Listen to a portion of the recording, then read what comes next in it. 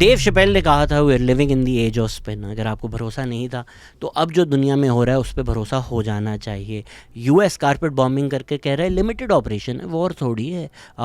जो Israeli propaganda accounts हैं वो इंडिया से ऑपरेट हो रहे हैं। दुबई इन्फ्लुएंसर्स को पैसे दे रहा है कि वीडियोस बनाओ कि सब कुछ ठीक है, तो लोग अब ऑल्टरनेट रियलिटीज़ में रह रहे होते हैं। सबकी अपनी क्यूरेटेड रियलिटी है based on what they consume, बस उसको मान लो, कोई फैक्ट्स मैटर नहीं करते।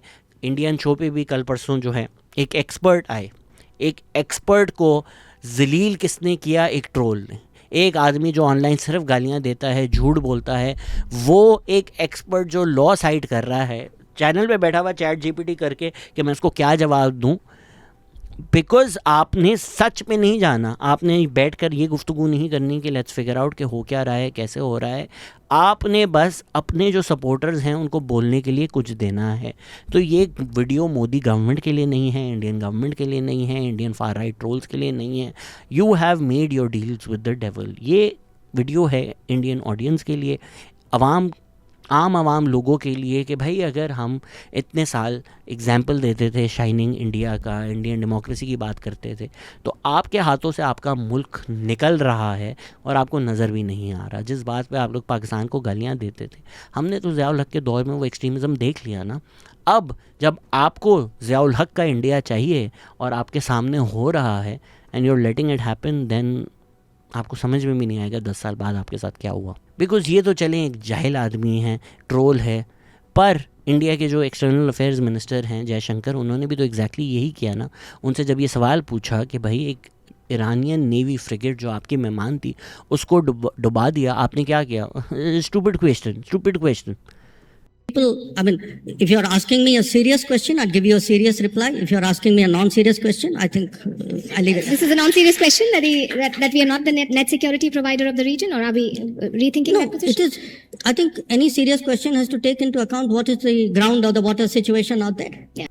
फैक्ट से नहीं इंगेज करना, सच्चाई से नहीं इंगेज करना, स्टूपिड क्वेश्चन करके चले जाओ। जिनको नहीं पता क्या हुआ, India acted like the phrase during the red wedding. India के मेहमान एक ईरानियन फ्रिगेट इंडिया की जो मिलन एक्सरसाइज हुई उस पर आए, मेहमान थे इंडिया के। वो उस एक्सरसाइज से इंडियन नेवी के साथ तस्वीरें खिंचाकर, मिलन क्या होता है, दुनिया भर की नेवीज़ आती हैं, एग्जीबिशन करती हैं, एक्सरसाइजेस करती हैं, परेड करती हैं। एक रिक्वायरमेंट है उस पर आने की कि आपके पास एम्यूनिशन ना हो।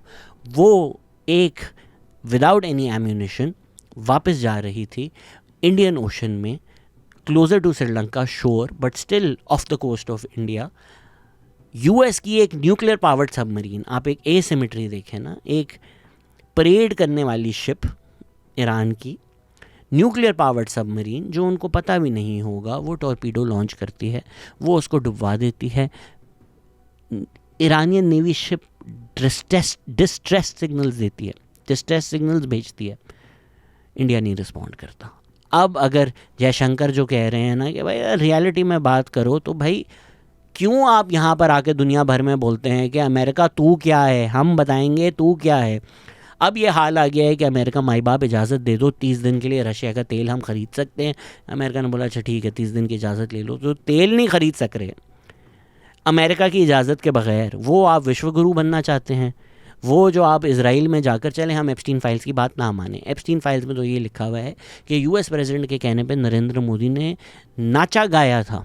चले वो मेटाफोरिकली कहा हो, ऐसा तो नहीं है जिया जले शुरू हो गया होगा तेल अवीव में, लेकिन ये तो पब्लिकली आके कहा है ना, Israel is the fatherland. Israel में जाके इज़राइल को बाप मान लिया। मतलब Indians, Israel is their fatherland and India their motherland. I don't know what you're thinking. Do you look at your country and recognize your country anymore? आपके जो पहले प्राइम मिनिस्टर थे जिन्होंने इंडिया को शेप किया, नेहरू, उन्होंने पैलेस्टाइन को कितना सपोर्ट किया। पैलेस्टाइन को रिकग्नाइज करने वाले शुरू के मुल्कों में से इंडिया था।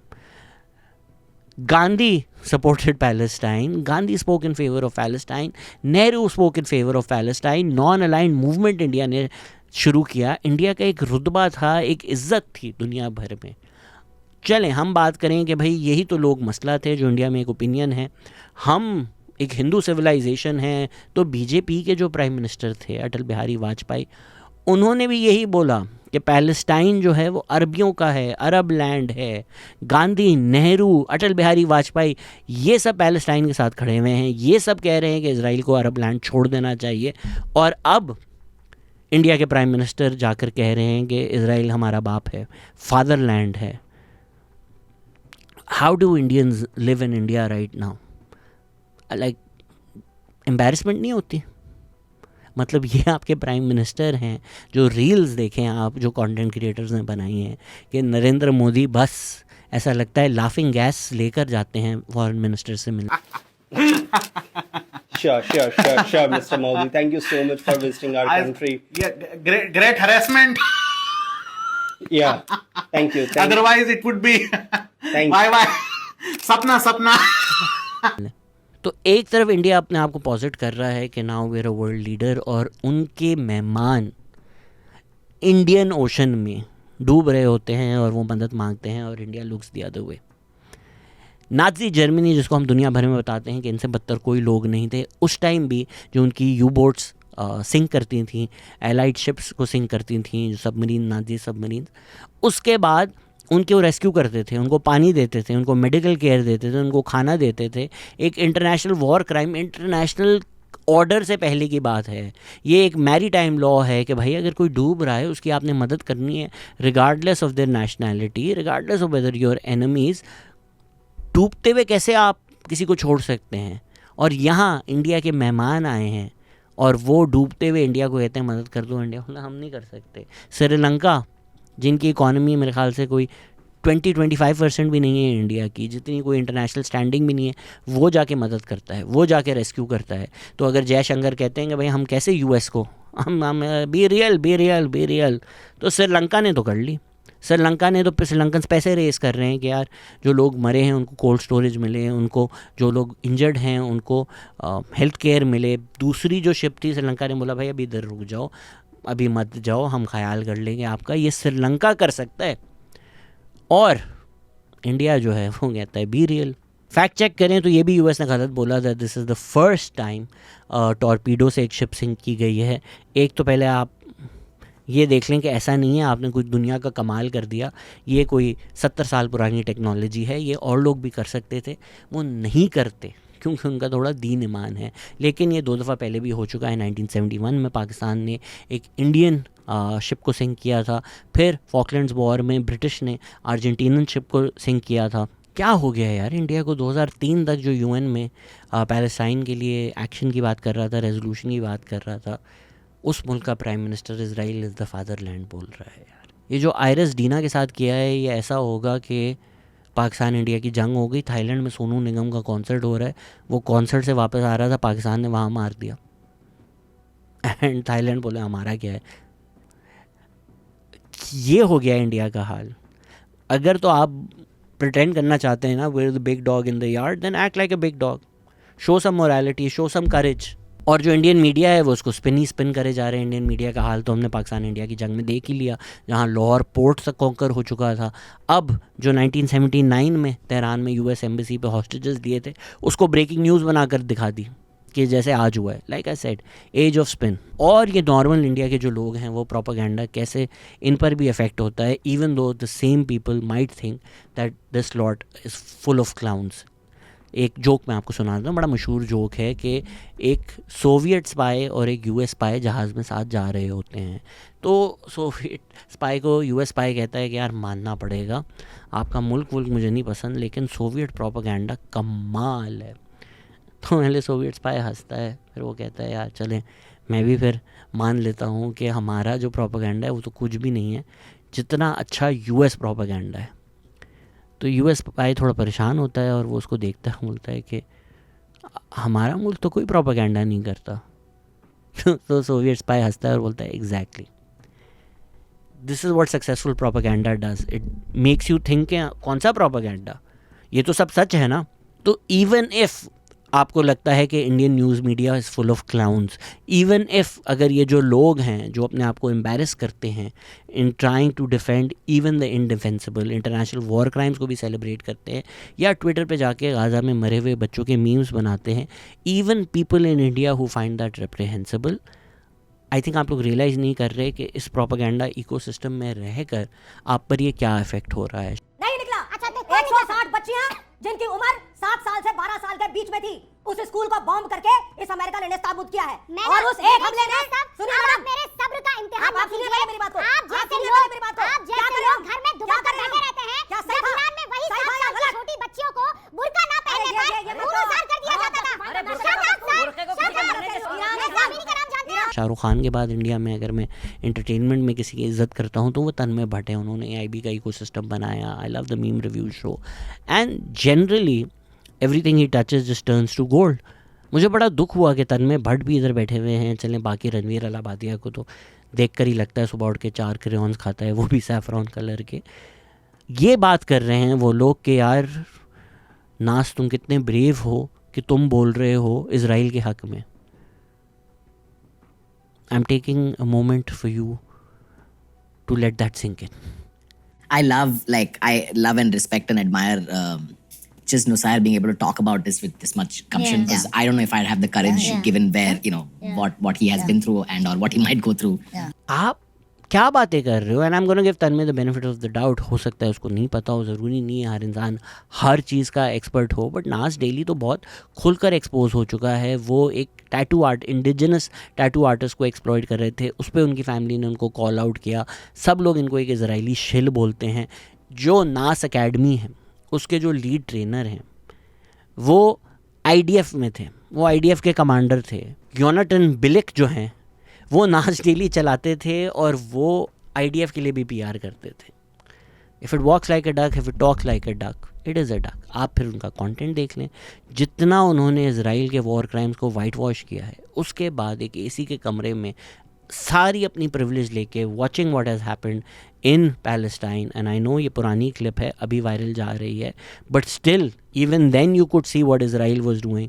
आप बैठ के ये बातें कर रहे हैं कि प्रो पैलेस्टाइन बात करना कूल है, एल्गोरिथम से उसको आपको रीच मिल जाती है। Right now, has it become cool to say pro-Palestinian stuff? It's become cool Why is that? because there's 2 billion Muslims in the world.